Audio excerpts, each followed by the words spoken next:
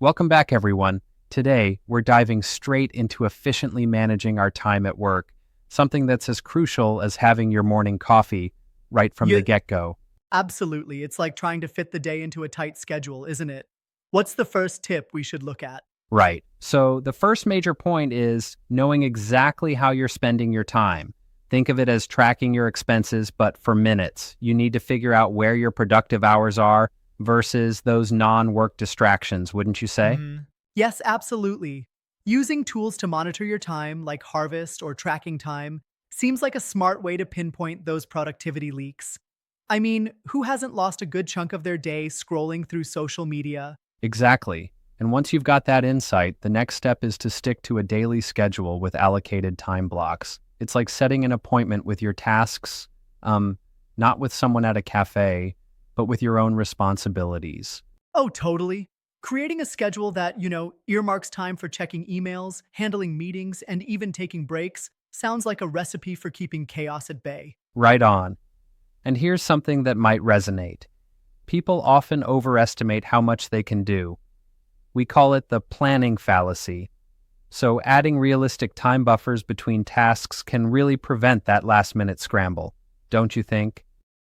Yeah, I do, but sometimes it feels counterintuitive to build in extra time when you're already pressed against the wall. True, but that's the trick.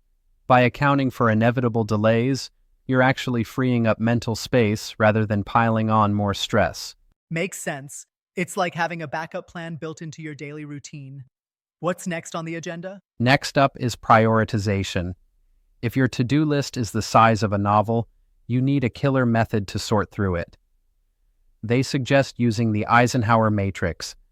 Tasks you do immediately, schedule for later, delegate or delete. Hmm.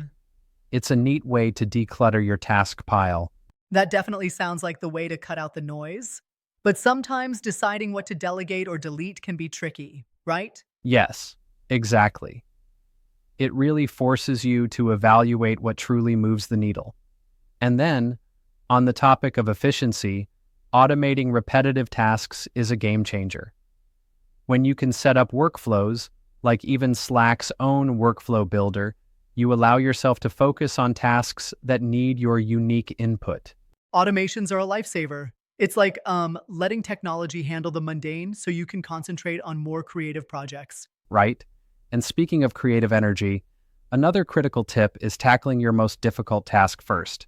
The Eat That Frog method by Brian Tracy is all about tackling that big, daunting task. You know, the one you tend to put off, first thing in the morning.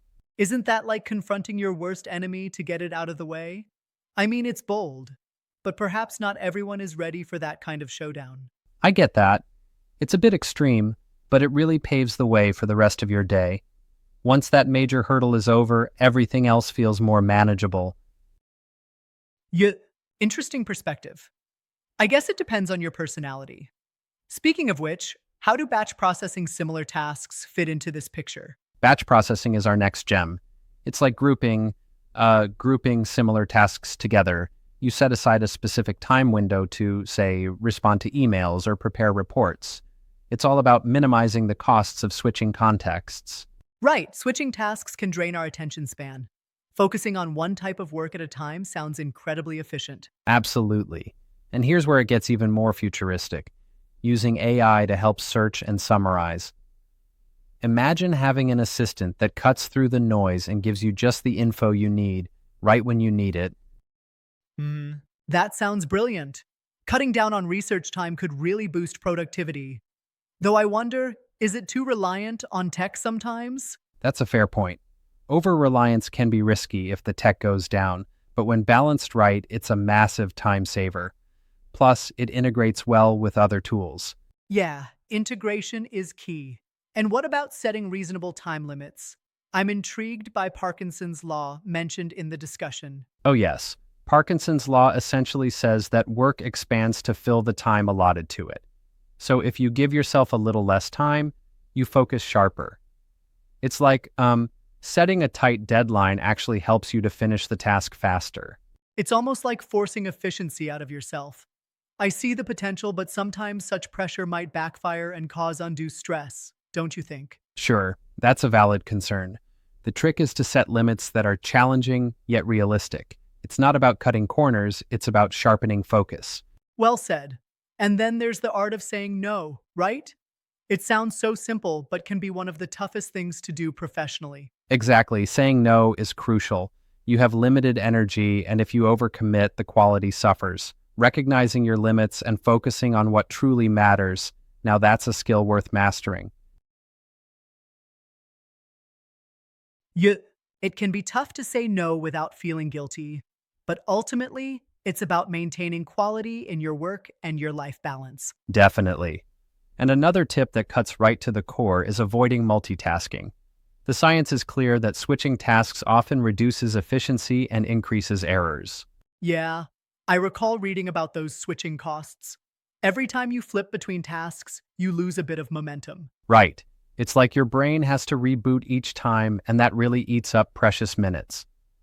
Finally, keeping things organized, both your physical workspace and your digital files, is a foundational piece of effective time management. Organization really makes such a huge difference. A cluttered desk or a messy digital environment can seriously sap productivity. Absolutely. Whether it's a neat desk, a structured folder system, or even utilizing calendars with color-coded categories, organizing your environment can boost clarity and lessen stress. I agree. And with so many tools around, like Slack for team communication, Dropbox for file storage, or even Google and Outlook calendars, there's plenty to leverage to keep everything in order. Precisely. Combining these strategies, tracking time, setting schedules, prioritizing, automating tasks, and keeping organized, can transform how you operate at work, making both productivity and personal fulfillment more attainable. It's incredible how these tips not only help you work smarter, but also carve out more time for yourself. It's all about intentionality, right? Exactly. It's about taking control of your day instead of letting your day control you.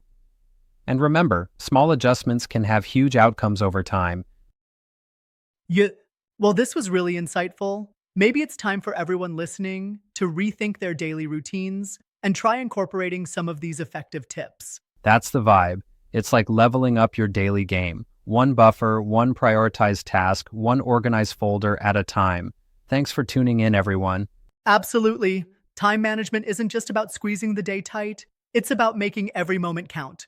Catch you next time.